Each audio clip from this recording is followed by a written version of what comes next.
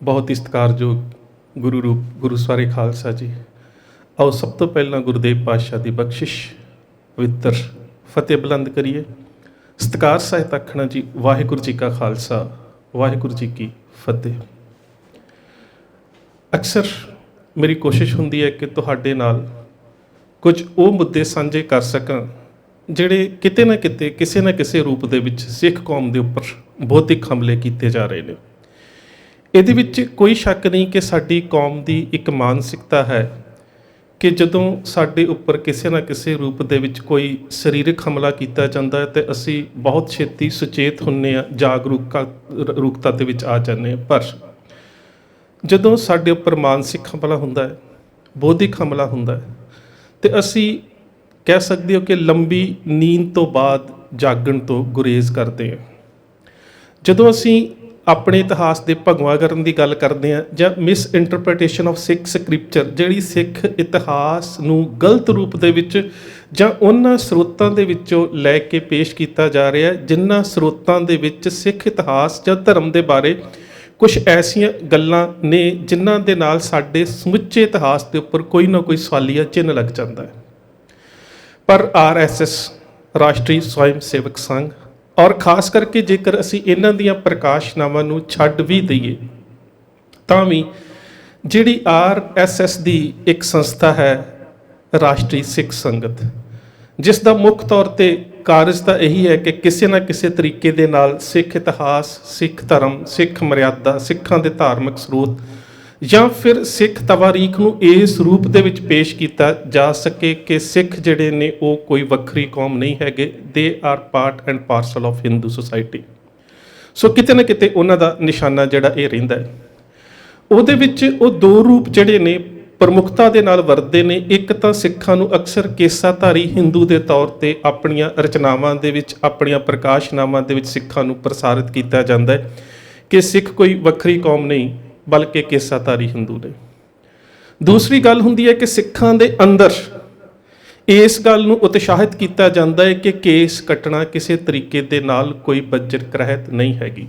ਔਰ ਇਹਦੇ ਵਾਸਤੇ ਸਾਡੇ ਇਤਿਹਾਸ ਦੇ ਬਹੁਤ ਸਾਰੇ ਗ੍ਰੰਥ ਜਿਹੜੇ ਸਾਨੂੰ ਵੇਖਣ ਨੂੰ ਲੱਗਦਾ ਹੈ ਕਿ ਸਿੱਖ ਤਵਾਰੀਖ, ਸਿੱਖ ਇਤਿਹਾਸ ਜਾਂ ਸਿੱਖਾਂ ਦੇ ਸਾਹਿਤ ਦੇ ਨਾਲ ਸੰਬੰਧ ਰੱਖਦੇ ਨੇ, ਉਹਨਾਂ ਦੀ ਵਰਤੋਂ ਇਹਨਾਂ ਦੇ ਵੱਲੋਂ ਅਕਸਰ ਕੀਤੀ ਜਾਂਦੀ ਹੈ। ਔਰ ਸੰਘ ਦੇ ਵੱਲੋਂ ਤਾਂ ਹਮੇਸ਼ਾ ਹੀ ਐਸੀ ਕੋਈ ਨਾ ਕੋਈ ਰਚਨਾ, ਕੋਈ ਨਾ ਕੋਈ ਪ੍ਰਕਾਸ਼ਨਾ ਤਕਰੀਬਨ ਕਿਤੇ ਨਾ ਕਿਤੇ ਕਿਤਾਬਾਂ ਦੀ ਕਹਿ ਸਕਦੇ ਹੋ ਕਿ ਮਾਰਕੀਟ ਦੇ ਵਿੱਚ ਅਵੇਲੇਬਲ ਹੁੰਦੀ ਹੈ, ਜਿਸ ਦੇ ਵਿੱਚ ਸਿੱਖਾਂ ਦੀ ਮਾਨਸਿਕਤਾ ਦੇ ਉੱਪਰ ਕੋਈ ਨਾ ਕੋਈ ਬੌਧਿਕ ਹਮਲਾ ਜ਼ਰੂਰ ਕੀਤਾ ਹੁੰਦਾ ਹੈ। ਜਦੋਂ ਅਸੀਂ ਇਹਨਾਂ ਹਮਲਿਆਂ ਦੇ ਵਿੱਚ ਵਰਤੇ ਜਾਣ ਵਾਲੇ ਸਰੋਤਾਂ ਦੀ ਗੱਲ ਕਰਦੇ ਹਾਂ ਤਾਂ ਅਕਸਰ ਜਦੋਂ ਤੁਸੀਂ ਉਹਨਾਂ ਸਰੋਤਾਂ ਨੂੰ ਪੜ੍ਹੋਗੇ ਤਾਂ ਜੇਕਰ ਇਹ ਕਿਸੇ ਅੰਗਰੇਜ਼ੀ ਵਿਦਵਾਨ ਦਾ ਹਵਾਲਾ ਦੇਣ ਦੀ ਗੱਲ ਕਰਨਗੇ ਤਾਂ ਮਿਸਟਰ ਅਰਨੈਸਟ ਟਰੰਪ, ਜਿਹੜਾ ਕਿ ਖੁਦ ਇਸ ਗੱਲ ਦਾ ਕਿਤੇ ਨਾ ਕਿਤੇ ਆਪਣੀਆਂ ਲਿਖਤਾਂ ਦੇ ਵਿੱਚ ਮੁਦਈ ਰਿਹਾ ਹੈ ਕਿ ਸਿੱਖ ਧਰਮ ਜਿਹੜਾ ਉਹ ਹਿੰਦੂ ਧਰਮ ਦੀ ਇੱਕ ਸ਼ਾਖਾ ਹੈ, ਜਾਂ ਤਾਂ ਬਹੁਤਾਤ ਉਸ ਦੇ ਹਵਾਲਿਆਂ ਦੀ ਵਰਤੋਂ ਕੀਤੀ ਜਾਂਦੀ ਹੈ, ਉਸ ਦੇ ਬਾਰੇ ਫਿਰ ਕਿਤੇ ਲੰਬੇਰੀ ਗੱਲ ਕਰਾਂਗੇ। ਜਾਂ ਫਿਰ ਸਭ ਤੋਂ ਵੱਧ ਜੇਕਰ ਮੈਂ ਇਹਨਾਂ ਦੇ ਇਤਿਹਾਸਕ ਤੌਰ 'ਤੇ ਲਿਖੇ ਹੋਏ ਐਸੇ ਕਿਤਾਬਚੇ ਵੇਖੇ ਨੇ, ਖਾਸ ਕਰਕੇ ਜਦੋਂ 1999 ਦੇ ਵਿੱਚ ਖਾਲਸਾ ਪੰਥ ਆਪਣਾ ਖਾਲਸਾ ਪ੍ਰਗਟ ਦਿਹਾੜੇ ਦਾ 300 ਸਾਲਾ ਮਨਾ ਰਿਹਾ ਸੀ ਤਾਂ ਉਹਨਾਂ ਦਿਨਾਂ ਦੇ ਵਿੱਚ ਇਹਨਾਂ ਵੱਲੋਂ 300 ਸਾਲਾ ਸਾਜਨਾ ਦਿਵਸ ਮਨਾਉਣ ਦੀ ਆੜ ਦੇ ਵਿੱਚ ਬਹੁਤ ਸਾਰਾ ਇਹੋ ਜਿਹਾ ਸਾਹਿਤ ਜਿਹੜਾ ਸੀ ਪ੍ਰਕਾਸ਼ਿਤ ਕੀਤਾ ਗਿਆ। ਸੋ ਅੱਜ ਕੇਵਲ ਤੇ ਕੇਵਲ ਇੱਕ ਮੁੱਦੇ ਦੇ ਉੱਪਰ ਗੱਲ ਕਰਾਂਗੇ, ਕਿਸ ਤਰ੍ਹਾਂ ਦੇ ਨਾਲ ਸਿੱਖਾਂ ਨੂੰ ਕੇਸਾਧਾਰੀ ਹਿੰਦੂ ਸਾਬਤ ਕਰਨ ਦੇ ਵਾਸਤੇ ਜਾਂ ਫਿਰ ਕੇਸ ਕੱਟਣ ਦੀ ਪ੍ਰਕਿਰਿਆ ਨੂੰ ਸਿੱਖਾਂ ਦੇ ਅੰਦਰ ਪ੍ਰਵਾਨਗੀ ਜ਼ਾਹਿਰ ਕਰਨ ਦੇ ਵਾਸਤੇ ਕਿਸ ਤਰ੍ਹਾਂ ਦੇ ਸਰੋਤਾਂ ਦੀ ਵਰਤੋਂ ਕੀਤੀ ਜਾਂਦੀ ਹੈ। ਜੇਕਰ ਤੁਸੀਂ ਇਹਨਾਂ ਦੇ ਸਰੋਤਾਂ ਦਾ ਅਧਿਐਨ ਕਰੋਗੇ ਤਾਂ ਇੱਕ ਅਹਿਮ ਸਰੋਤ ਸਾਹਮਣੇ ਆਵੇਗਾ, ਬੰਸਾਵਲੀਨਾਮਾ ਕੇਸਰ ਸਿੰਘ ਛਿੱਬਰ। ਵਿਸਥਾਰ ਦੇ ਵਿੱਚ ਕਿਤੇ ਫੇਰ ਗੱਲ ਕਰਾਂਗੇ, ਪਰ ਮੈਂ ਹਵਾਲਾ ਇੱਕ ਦੇਣ ਦਾ ਯਤਨ ਕਰਦਾ ਹਾਂ ਇੱਥੇ। ਕੇਸਰ ਸਿੰਘ ਛਿੱਬਰ ਕਲਗੀਧਰ ਪਾਤਸ਼ਾਹ ਗੁਰੂ ਗੋਬਿੰਦ ਸਿੰਘ ਮਹਾਰਾਜ ਦੇ ਵੱਲੋਂ ਖਾਲਸਾ ਪ੍ਰਗਟ ਕਰਨ ਦੇ ਪ੍ਰਕਿਰਿਆ ਦੇ ਦੌਰਾਨ ਕਹਿੰਦਾ ਹੈ ਕਿ ਜਿਸ ਵੇਲੇ ਦੇਵੀ ਪ੍ਰਗਟ ਹੋਈ ਤੇ ਗੁਰੂ ਸਾਹਿਬ ਨੇ ਉਸ ਦੇਵੀ ਨੂੰ ਸੰਬੋਧਿਤ ਹੁੰਦਿਆਂ ਪਤਾ ਕੀ ਕਿਹਾ? ਜੰਝੂ ਟਿੱਕਾ, ਜਨੇਊ ਪਹਿਨਣਾ, ਟਿੱਕਾ ਲਾਉਣਾ, ਭੱਦਣ ਕਿਰਿਆ, ਸ਼ੇਵ ਕਰਨੀ, ਇਹ ਰਹਿਤ ਹੈ ਔਖੀ, ਯੁੱਧ ਵਿੱਚ ਇਹ ਨਾ ਚੱਲਸੀ, ਚਾਲ ਕਰੀਏ ਸੌਖੀ। ਕਿ ਉਸ ਵੇਲੇ ਜਿਹੜੀ ਦੇਵੀ ਪ੍ਰਗਟ ਹੋਈ ਉਹਦੇ ਕੋਲੋਂ ਕਲਗੀਧਰ ਪਾਤਸ਼ਾਹ ਗੁਰੂ ਗੋਬਿੰਦ ਸਿੰਘ ਮਹਾਰਾਜ ਦੇ ਵੱਲੋਂ ਇਹ ਮੰਗ ਕੀਤੀ ਗਈ ਕਿ ਮੈਦਾਨੇ ਜੰਗ ਦੇ ਵਿੱਚ ਜੂਝਣ ਕਰਕੇ ਸਾਡੇ ਕੋਲ ਭੱਦਣ ਕਿਰਿਆ, ਜੇ ਅੱਜ ਦੇ ਸਮੇਂ ਦੇ ਵਿੱਚ ਅੱਜ ਦੀ ਸ਼ਬਦਾਵਲੀ 'ਚ ਗੱਲ ਕਰਨੀ ਹੋਵੇ ਤੇ ਦਾੜੀ ਕਟਾਉਣੀ ਜਾਂ ਫਿਰ ਸ਼ੇਵ ਕਰਾਉਣੀ, ਕਿ ਸਾਡੇ ਕੋਲੋਂ ਜਾਂ ਟਿੰਡ ਕਰਾਉਣੀ, ਇਹ ਜਿਹੜੀ ਭੱਦਣ ਕਿਰਿਆ ਹੁੰਦੀ ਹੈ, ਕਿ ਸਾਡੇ ਕੋਲ ਮੈਦਾਨੇ ਜੰਗ ਦੇ ਵਿੱਚ ਜੂਝਣ ਦੇ ਦੌਰਾਨ ਇੰਨਾ ਵਕਤ ਨਹੀਂ ਹੋਵੇਗਾ ਕਿ ਅਸੀਂ ਸ਼ੇਵ ਕਰਾ ਸਕੀਏ, ਇਸ ਕਰਕੇ ਅਸੀਂ ਤੇਰੇ ਕੋਲੋਂ ਕੇਸ ਰੱਖਣ ਦੀ, ਟਿੱਕਾ ਨਾ ਲਾਉਣ ਦੀ ਤੇ ਜਨੇਊ ਨਾ ਪਹਿਨਣ ਦੀ ਇਜਾਜ਼ਤ ਮੰਗਦੇ ਹਾਂ। ਸੋ ਇਸ ਦਾ ਤੁਸੀਂ ਆਪ ਅੰਦਾਜ਼ਾ ਲਗਾ ਲਓ ਕਿ ਇਸ ਲੇਖਕ ਦੀ ਜਿਹੜੀ ਮਾਨਸਿਕਤਾ ਕੀ ਹੋਵੇਗੀ। ਇਹਦੇ ਤੋਂ ਜੇ ਅਸੀਂ ਹੋਰ ਅੱਗੇ ਜਾ ਕੇ ਗੱਲ ਕਰਦੇ ਹਾਂ ਤਾਂ ਮੈਂ ਤੁਹਾਨੂੰ ਇੱਕ ਕਿਤਾਬ ਦਾ ਹਵਾਲਾ ਦਿੰਦਾ, ਕਿਉਂਕਿ ਅਕਸਰ ਅਸੀਂ ਬਾਰ-ਬਾਰ ਕਹਿੰਦੇ ਹਾਂ ਕਿ ਜਿਹੜੀ ਸਾਡੀ ਵਿੱਦਿਆ ਪ੍ਰਣਾਲੀ ਹੈ ਜਾਂ ਜਿਹੜੇ ਸਾਡੇ ਸਕੂਲਾਂ ਦੇ ਵਿੱਚ ਬੱਚੇ ਪੜ੍ਹ ਰਹੇ ਨੇ, ਜਿਹੜੀਆਂ ਕਿਤਾਬਾਂ ਉਹਨਾਂ ਨੂੰ ਪੜ੍ਹਾਈਆਂ ਜਾ ਰਹੀਆਂ ਨੇ, ਉਹਨਾਂ ਦੇ ਵਿੱਚ ਸਾਡੇ ਇਤਿਹਾਸ ਨੂੰ ਇਸ ਤਰ੍ਹਾਂ ਦੇ ਨਾਲ ਪੇਸ਼ ਕੀਤਾ ਜਾ ਰਿਹਾ ਕਿ ਸਾਡੇ ਬੱਚਿਆਂ ਦੇ ਮਨਾਂ ਦੇ ਵਿੱਚ ਜਾਂ ਜਿਹੜੇ ਵਿੱਦਿਅਕ ਅਦਾਰਿਆਂ 'ਚ ਛੋਟੇ ਬੱਚੇ ਪੜ੍ਹ ਰਹੇ ਨੇ, ਉਹਨਾਂ ਦੇ ਮਨਾਂ ਦੇ ਵਿੱਚ ਕੇਸਾਂ ਦੇ ਪ੍ਰਤੀ ਕਹਿ ਸਕਦੇ ਹੋ ਕਿ ਇੱਕ ਨਫ਼ਰਤ ਦੀ ਹੀਣ ਭਾਵਨਾ ਜਿਹੜੀ ਹੈ ਉਸ ਨੂੰ ਪੈਦਾ ਕੀਤਾ ਜਾ ਸਕੇ। NCERT ਦੀ ਕਿਤਾਬ ਦਾ ਨਾਮ ਹੈ ਭਾਰਤੀ, ਹਿੰਦੀ ਦੇ ਵਿੱਚ ਲਿਖੀ ਹੋਈ ਕਿਤਾਬ, ਪੰਨਾ ਨੰਬਰ 7, ਅੰਮ੍ਰਿਤ ਸੰਸਕਾਰ ਜਿਹੜਾ ਹੈਗਾ ਉਸ ਦਾ ਜ਼ਿਕਰ ਹੈ। ਉਸ ਦੇ ਵਿੱਚ ਸਿਰਲੇਖ ਵਿਸਾਖੀ ਹੈ, ਲੇਖਕ ਮਹੀਪ ਸਿੰਘ ਹੈ। ਭਾਈ ਸਾਹਿਬ ਸਿੰਘ ਪਿਆਰਾ, ਜਦੋਂ ਅਸੀਂ ਗੱਲ ਕਰਦੇ ਹਾਂ ਕਿ ਜਦੋਂ ਕਲਗੀਧਰ ਪਾਤਸ਼ਾਹ ਗੁਰੂ ਗੋਬਿੰਦ ਸਿੰਘ ਮਹਾਰਾਜ ਨੇ ਖਾਲਸਾ ਪੰਥ ਨੂੰ ਪ੍ਰਗਟ ਕੀਤਾ ਤਾਂ ਉਸ ਵੇਲੇ ਸਾਰੀਆਂ ਜਾਤਾਂ ਦੇ ਵਿੱਚੋਂ, ਕਿਉਂਕਿ ਗੁਰਦੇਵ ਪਾਤਸ਼ਾਹ ਨੇ ਬਖਸ਼ਿਸ਼ ਕਰ ਹੀ ਦਿੱਤੀ ਸੀ ਕਿ ਜਿਨ ਕੀ ਜਾਤ ਪਾਤ ਕੁਲ ਮਾਹੀ, ਸਰਦਾਰੀ ਨਾ ਭਈ ਕਦਾਹੀ, ਤਿਨਹੀ ਕੋ ਸਰਦਾਰ ਬਣਾਉ ਤਬੇ ਗੋਬਿੰਦ ਸਿੰਘ ਨਾਮ ਕਹਾਉ।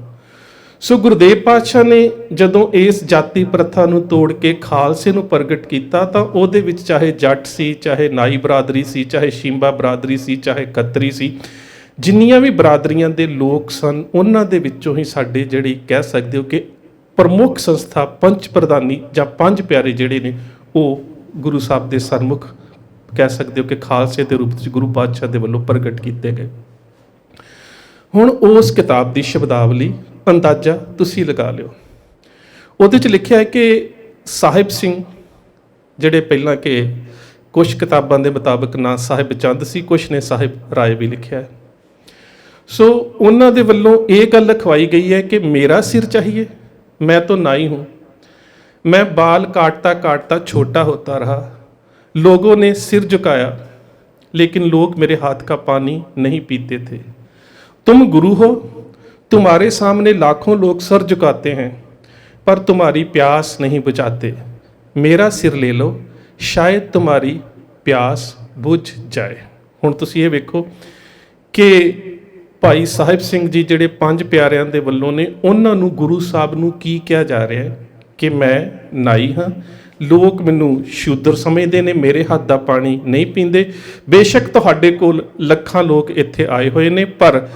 ਲੋਕ ਮੇਰੇ ਕੋਲੋਂ ਪਾਣੀ ਨਹੀਂ ਪੀਂਦੇ, ਪਰ ਮੈਂ ਤੁਹਾਡੀ ਪਿਆਸ ਬੁਝਾ ਸਕਦਾ ਹਾਂ ਤੇ ਇਸ ਕਰਕੇ ਮੇਰਾ ਸਿਰ ਤੁਸੀਂ ਲੈ ਸਕਦੇ ਹੋ। ਹੁਣ ਉਹਦੇ ਪਿੱਛੇ ਕਾਰਨ ਕੀ ਹੈ? ਕਾਰਨ ਇਹ ਹੈ ਕਿ ਇਤਿਹਾਸ ਨੂੰ ਤੋੜਿਆ ਮਰੋੜਿਆ ਜਾ ਰਿਹਾ ਹੈ। ਇਹ ਗੱਲਾਂ ਹੋਈਆਂ ਹੋਣਗੀਆਂ, ਸਾਡੇ ਕਿਸੇ ਸਰੋਤ ਦੇ ਵਿੱਚ ਇਸ ਤਰ੍ਹਾਂ ਦਾ ਜ਼ਿਕਰ ਨਹੀਂ ਮਿਲਿਆ, ਕਿਉਂਕਿ ਜਿਹੜੇ ਗੁਰਦੇਵ ਪਾਤਸ਼ਾਹ ਨੇ ਖਾਲਸਾ ਪ੍ਰਗਟ ਕਰਨ ਦੇ ਸਮੇਂ ਸਿੱਖਾਂ ਦਾ ਇਕੱਠ ਕੀਤਾ, ਉਹਦੇ ਵਿੱਚ ਬਹੁਤ ਸਾਰੇ ਉਹ ਲੋਕ ਸਨ, ਬਹੁਤ ਸਾਰੇ ਨਹੀਂ ਕਿਹਾ ਜਾ ਸਕਦਾ ਕਿ ਸਾਰੇ ਹੀ ਉਹ ਲੋਕ ਸਨ ਜਿਹੜੇ ਕਿਤੇ ਨਾ ਕਿਤੇ ਪਿਛਲੇ ਗੁਰੂ ਸਾਹਿਬਾਨ ਦੇ ਸਮੇਂ ਸਿੱਖੀ ਦੇ ਨਾਲ ਜੁੜੇ ਹੋਏ ਸਨ। ਤੇ ਗੁਰੂ ਸਾਹਿਬ ਨੇ ਬਕਾਇਦਾ ਤੌਰ ਤੇ ਵਿਸਾਖੀ ਦੇ ਸਮੇਂ ਇੱਕ ਵੱਡਾ ਇਕੱਠ ਕਰਨ ਦਾ, ਜਿਸ ਦਾ ਪ੍ਰਯੋਜਨ ਖਾਲਸੇ ਨੂੰ ਪ੍ਰਗਟ ਕਰਨਾ ਸੀ, ਉਸ ਸਮੇਂ ਵੀ ਸਿੱਖਾਂ ਨੂੰ, ਸਿੱਖ ਸੰਗਤਾਂ ਨੂੰ ਹੁਕਮਨਾਮੇ ਭੇਜੇ ਸਨ, ਜਿਹੜੇ ਬਹੁਤ ਸਾਰੇ ਇਤਿਹਾਸ 'ਚ ਸਾਨੂੰ ਸਾਡੇ ਤਵਾਰੀਖੀ ਸਰੋਤਾਂ ਦੇ ਵਿੱਚ ਜਿਸ ਦਾ ਜ਼ਿਕਰ ਵੀ ਮਿਲ ਜਾਂਦਾ ਹੈ ਕਿ ਗੁਰੂ ਸਾਹਿਬ ਨੇ ਵੱਖ-ਵੱਖ ਜਗ੍ਹਾ ਦੇ ਉੱਪਰ ਸਿੱਖਾਂ ਨੂੰ ਹੁਕਮਨਾਮੇ ਭੇਜੇ ਔਰ ਵਿਸਾਖੀ ਦੇ ਮੌਕੇ ਦੇ ਉੱਪਰ ਆਨੰਦਪੁਰ ਸਾਹਿਬ ਵਿਖੇ ਇੱਕ ਵੱਡਾ ਇਕੱਠ ਕਰਨ ਦਾ ਸੱਦਾ ਦਿੱਤਾ। ਹੁਣ ਜਦੋਂ ਅਸੀਂ ਗੱਲ ਕਰਦੇ ਹਾਂ ਕੇਸਾਂ ਦੀ, ਜਿਸ ਤਰ੍ਹਾਂ ਕਿ ਪਿਛਲੇ ਗੱਲ ਦੇ ਵਿੱਚ ਮੈਂ ਦੱਸਿਆ ਕਿ ਗੁਰੂ ਗੋਬਿੰਦ ਸਿੰਘ ਮਹਾਰਾਜ ਨੇ ਕੇਸ ਦੇਵੀ ਦੇ ਕੋਲੋਂ ਮੰਗ ਕੇ ਲਏ, ਇਹ ਇਹਨਾਂ ਦੀਆਂ ਕਿਤਾਬਾਂ ਦੇ ਵਿੱਚ ਕੇਸਰ ਸਿੰਘ ਛਿੱਬਰ ਦੇ ਹਵਾਲੇ ਦੇ ਨਾਲ ਲਿਖਿਆ ਜਾ ਰਿਹਾ। ਪਰ ਇਹ ਲੋਕ ਇਸ ਗੱਲ ਨੂੰ ਕਿਉਂ ਭੁੱਲ ਜਾਂਦੇ ਨੇ ਕਿ ਜਿਸ ਵੇਲੇ ਗੁਰੂ ਨਾਨਕ ਸਾਹਿਬ ਤੇ ਮਰਦਾਨਾ ਜੀ ਦਾ ਮਿਲਾਪ ਹੁੰਦਾ ਹੈ ਤੇ ਗੁਰੂ ਨਾਨਕ ਸਾਹਿਬ ਨੇ ਵੀ ਮਰਦਾਨਾ ਜੀ ਨੂੰ ਆਪਣੇ ਨਾਲ ਚੱਲਣ ਦੇ ਸਮੇਂ ਜਿਹੜੀ ਤਾਕੀਦ ਕੀਤੀ ਸੀ, ਉਹਨਾਂ ਦੇ ਵਿੱਚ ਸੀ ਕਿ ਕੇਸ ਕਤਲ ਨਹੀਂ ਕਰਨੇ। ਗਲੋਟੀਆਂ ਖੁਰਦ ਪਾਕਿਸਤਾਨ ਦੇ ਵਿੱਚ ਪਿੰਡ ਹੈ। ਭਾਈ ਹਕੀਕਤ ਸਿੰਘ ਦੇ ਵਡੇਰੇ ਭਾਈ ਬਾਗਮਲ ਦੇ ਪਿਤਾ ਭਾਈ ਨੰਦ ਲਾਲ ਜੀ ਜਦੋਂ ਉਹ ਗੁਰੂ ਹਰ ਰਾਏ ਸਾਹਿਬ ਨੂੰ ਮਿਲਦੇ ਨੇ ਤੇ ਗੁਰੂ ਸਾਹਿਬ ਵੀ ਉਹਨਾਂ ਨੂੰ ਇਹੀ ਕਹਿੰਦੇ ਨੇ ਕਿ ਤੁਹਾਡੀ ਝੋਲੀ ਦੇ ਵਿੱਚ ਸਿੱਖੀ ਦੀ ਦਾਤ ਨੂੰ ਤਾਂ ਪਾਇਆ ਜਾ ਸਕਦਾ ਹੈ ਜੇਕਰ ਤੁਸੀਂ ਕੇਸ ਰੱਖਣ ਦਾ ਪ੍ਰਣ ਕਰੋ। ਔਰ ਜਿਹੜੇ ਭਾਈ ਸਾਹਿਬ ਸਿੰਘ ਨੇ ਇਹਨਾਂ ਦਾ ਸੰਬੰਧ ਬਿਦਰ ਤੋਂ ਹੈ। ਇਹਨਾਂ ਦੇ ਪਿਤਾ ਦਾ ਨਾਮ ਚਮਨ ਲਾਲ ਸੀ ਤੇ ਜਿਸ ਵੇਲੇ ਗੁਰੂ ਨਾਨਕ ਸਾਹਿਬ ਕਰਨਾਟਕ ਦੇ ਵਿੱਚ ਬਿਦਰ ਦੇ ਇਲਾਕੇ ਦੇ ਵਿੱਚ ਸੰਗਤਾਂ ਦਾ ਉਧਾਰ ਕਰਨ ਦੇ ਵਾਸਤੇ ਤੇ ਸਿੱਖੀ ਦਾ ਪ੍ਰਚਾਰ ਕਰਨ ਵਾਸਤੇ ਗਏ ਸਨ, ਇਹ ਪਰਿਵਾਰ ਤਾਂ ਉਸ ਸਮੇਂ ਤੋਂ ਗੁਰੂ ਨਾਨਕ ਸਾਹਿਬ ਦੇ ਸਮੇਂ ਤੋਂ ਸਿੱਖੀ ਦੇ ਵਿੱਚ ਆ ਚੁੱਕੇ ਸਨ ਤੇ ਗੁਰੂ ਘਰ ਦੇ ਨਾਲ ਜੁੜ ਚੁੱਕੇ ਸਨ ਔਰ ਬਕਾਇਦਾ ਤੌਰ ਤੇ ਸੰਗਤਾਂ ਦੇ ਰੂਪ ਦੇ ਵਿੱਚ ਇਹ ਗੁਰੂ ਸਾਹਿਬ ਦੇ ਦਰਸ਼ਨਾਂ ਦੇ ਵਾਸਤੇ ਅਕਸਰ ਆਇਆ ਕਰਦੇ ਸਨ। ਔਰ ਭਾਈ ਸਾਹਿਬ ਸਿੰਘ ਜਿਹੜੇ ਨੇ ਜਿਨ੍ਹਾਂ ਦੇ ਪਿਤਾ ਦਾ ਨਾਮ ਚਮਨ ਲਾਲ ਹੈ, ਇਹ 1685 ਦੇ ਵਿੱਚ ਜਦੋਂ ਇਹਨਾਂ ਦੀ 23 ਸਾਲ ਦੀ ਆਜੂ ਸੀ ਉਦੋਂ ਅਨੰਦਪੁਰ ਸਾਹਿਬ ਆ ਚੁੱਕੇ ਸਨ। ਸੋ ਇਹ ਜਿਹੜਾ ਰਾਸ਼ਟਰੀ ਸਵੈਮ ਸੇਵਕ ਸੰਘ ਦਾ ਰਾਸ਼ਟਰੀ ਸਿੱਖ ਸੰਗਤ ਨਾਮੀ ਜਿਹੜਾ ਇਹਨਾਂ ਦਾ ਵਿੰਗ ਹੈ, ਇਹਨਾਂ ਦੀਆਂ ਜਿੰਨੀਆਂ ਵੀ ਲਿਖਤਾਂ ਨੇ ਇਹਨਾਂ ਦੇ ਵਿੱਚ ਕਿਤੇ ਨਾ ਕਿਤੇ ਇਸ ਤਰ੍ਹਾਂ ਦੇ ਨਾਲ ਪ੍ਰਚਾਰਿਤ ਜਾਂ ਪ੍ਰਸਾਰਿਤ ਕੀਤਾ ਜਾਂਦਾ ਹੈ ਜਿਹਦੇ ਵਿੱਚ ਕਿਤੇ ਨਾ ਕਿਤੇ ਸਿੱਖ ਸਿਧਾਂਤਾਂ ਦੇ ਉੱਪਰ ਇੱਕ ਠੇਸ ਪਹੁੰਚਾਈ ਜਾਂਦੀ ਹੈ। ਇਸੇ ਤਰ੍ਹਾਂ ਇਹਨਾਂ ਦੇ ਵੱਲੋਂ ਪੰਜਾਬ ਦੇ ਵਿੱਚ ਪੰਜਾਬੀ ਦੇ ਵਿੱਚ ਹੀ ਇੱਕ ਮਾਸਿਕ ਪੱਤਰ ਕੱਢਿਆ ਜਾਂਦਾ ਹੈ ਰਵਾਨੀ। ਉਹਦੇ ਵਿੱਚ ਭਾਈ ਚੈਂਚਲ ਸਿੰਘ ਦੇ ਬਾਰੇ ਅੱਗੇ ਥੋੜੀ ਵਿਸਤਾਰ ਦੇ ਨਾਲ ਗੱਲ ਸਾਂਝੀ ਕਰਾਂਗੇ। ਭਾਈ ਚੈਂਚਲ ਸਿੰਘ ਸ੍ਰੀ ਦਰਬਾਰ ਸਾਹਿਬ ਦੇ ਮੁੱਖ ਗ੍ਰੰਥੀ ਰਹੇ ਨੇ। ਉਹਨਾਂ ਦੇ ਬਾਰੇ ਕਿਉਂਕਿ ਉਹਨਾਂ ਦਾ ਸੰਬੰਧ ਵੀ ਨਾਈ ਬਰਾਦਰੀ ਦੇ ਨਾਲ ਸੀ ਤੇ ਉਹਨਾਂ ਦੇ ਬਾਰੇ ਵੀ ਆਪਣੀਆਂ ਲਿਖਤਾਂ ਦੇ ਵਿੱਚ ਇਹਨਾਂ ਦੇ ਵੱਲੋਂ ਰਵਾਨੀ ਪੰਜਾਬੀ ਦੇ ਮਾਸਿਕ ਪੱਤਰ ਦੇ ਵਿੱਚ ਲਿਖਿਆ ਗਿਆ ਕਿ ਭਾਈ ਚੈਂਚਲ ਸਿੰਘ ਜਿਨ੍ਹਾਂ ਨੂੰ ਕਹਿ ਸਕਦੇ ਹੋ ਕਿ ਗ੍ਰੰਥੀ ਚੁਣਿਆ ਗਿਆ ਹਰਮੰਦਰ ਸਾਹਿਬ ਦੇ, ਇਹ ਇਹਨਾਂ ਦੀ ਜਿਹੜੀ ਸ਼ਬਦਾਵਲੀ ਹੈ ਕਿ ਸਭ ਤੋਂ ਵੱਧ ਯੋਗ ਜਾਣ ਕੇ ਗ੍ਰੰਥੀ ਚੁਣਿਆ ਗਿਆ ਤੇ ਉਹ ਚੰਗੇ ਨਾਈਆਂ ਵਾਂਗ ਨਾਈ ਪੁਣੇ ਦਾ ਸਾਰਾ ਸਮਾਨ ਜਿਹਦੇ ਵਿੱਚ ਧਾਗਾ ਕੈਂਚੀ ਜੋ ਵੀ ਕੁਝ ਹੁੰਦਾ ਹੈ, ਸੂਈ ਧਾਗਾ ਕੈਂਚੀ, ਉਹ ਸਾਰਾ ਸਮਾਨ ਆਪਣੇ ਕੋਲ ਰੱਖਿਆ ਕਰਦੇ ਸੀ ਤੇ ਉਹਨਾਂ ਨੇ ਉਸ ਸਮੇਂ ਦੇ ਵਿੱਚ ਵੀ ਆਪਣੇ ਨਾਈ ਪੁਣੇ ਦਾ ਕਿੱਤਾ ਜਿਹੜਾ ਸੀ ਉਹ ਨਾ ਛੱਡਿਆ। ਹੁਣ ਇਹ ਤੁਸੀਂ ਵੇਖ ਲਓ ਕਿ ਧਾਗਾ ਅੱਜ ਦੇ ਸਮੇਂ 'ਚ ਥ੍ਰੈਡਿੰਗ ਕਰਨ ਦੇ ਵਾਸਤੇ ਜਿਹੜੇ ਵਰਤਦੇ ਨੇ। ਹੁਣ ਤੁਸੀਂ ਵੇਖੋ ਕਿ ਇਹ ਕਿਸ ਤਰ੍ਹਾਂ ਦੇ ਨਾਲ ਸਿੱਖ ਸਿਧਾਂਤਾਂ ਦੇ ਉੱਪਰ ਹਮਲਾ ਕੀਤਾ ਜਾ ਰਿਹਾ ਹੈ ਕਿ ਭਾਈ ਚੈਂਚਲ ਸਿੰਘ ਜਦੋਂ ਦਰਬਾਰ ਸਾਹਿਬ ਦੇ ਜਿਹੜੇ ਨੇ ਉਹ ਗ੍ਰੰਥੀ ਸਹਿਬਾਨ ਨਿਯੁਕਤ ਕਰ ਦਿੱਤੇ ਜਾਂਦੇ ਨੇ ਤਾਂ ਉਹ ਆਪਣੇ ਨਾਲ ਸੂਈ ਧਾਗਾ ਤੇ ਨੇਰਨਾ ਆਪਣੇ ਕੋਲ ਰੱਖਦੇ ਨੇ, ਨੋਹਾਂ ਕੱਢਣ ਦਾ ਕੰਮ ਜਾਂ ਹੋਰ ਜਿੰਨੇ ਵੀ ਕਾਰਜ ਨੇ ਉਹ ਕਰਦੇ ਨੇ। ਪਰ ਸਾਡੇ ਇਤਿਹਾਸ ਦੇ ਵਿੱਚ ਇਸ ਦਾ ਕੋਈ ਜ਼ਿਕਰ ਨਹੀਂ ਆਉਂਦਾ। ਇਹ ਗੱਲ ਠੀਕ ਹੈ ਕਿ ਭਾਈ ਚੈਂਚਲ ਸਿੰਘ ਜਿਹੜੇ ਨੇ ਉਹ ਸੀ ਕੌਣ? ਕੀ ਸਿਰਫ ਉਹ ਇਹੀ ਕਿੱਤਾ ਕਰਿਆ ਕਰਦੇ ਸੀ?